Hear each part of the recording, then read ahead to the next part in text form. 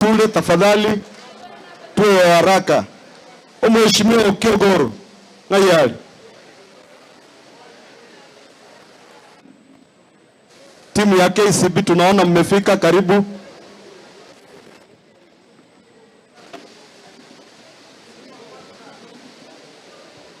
Vyema.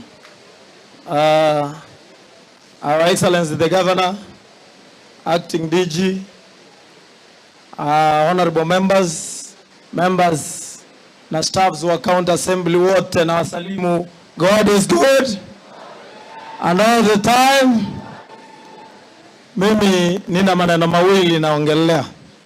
Maneno ya kwanza ni kushukuru sababu basari kutoka huko kwa village watu wetu wameumia sana wakingoja ili school fees ingie mfukoni mwao waende shule. Nashukuru governor. Na nikishukuru governor nasema wale ambao walijaribu kuzuia basari sikuje iende kusaidia na waambiwe hawakutumia akili hata kidogo, sababu hiyo ni county mzima walikuwa wanagajia. Wako hapa, mtasimama to protect governor. I spoke in the assembly passionately and I said I will lead my people from Kiogoro ward. If indeed the CEO of our county cannot be respected, then we will come walking, march down to Kisii County and we will suspend peace for the governor to be respected, afanyie watu wetu kazi. Hiyo ni kweli ama uongo? Governor akisumbuliwa, wananchi tunaumia tuumii. Wakati wa battalion imeenda vita, ule brigadier agongwe, wale askari wako nyuma wanaumia. Sasa brigadier wetu aheshimiwe, tuongeze maendeleo iendelee mbele.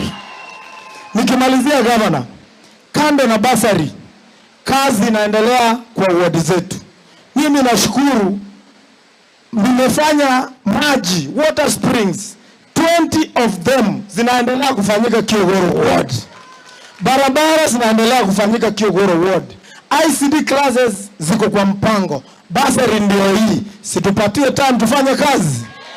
Tunataka kufanya kazi, tuko nyuma yako, tunashirikiana na wewe. Nikimalizia, chairman wangu wa basari na kuona pale huyu ndiye chairman wa basari yangu ya ward. Salute hivi na ile committee yako akina Umayafanya hivi.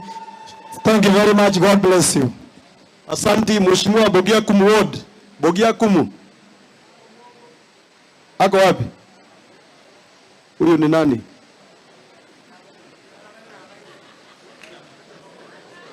Wewe ndio chairman wa basari? Asante sana, Leader of Majority.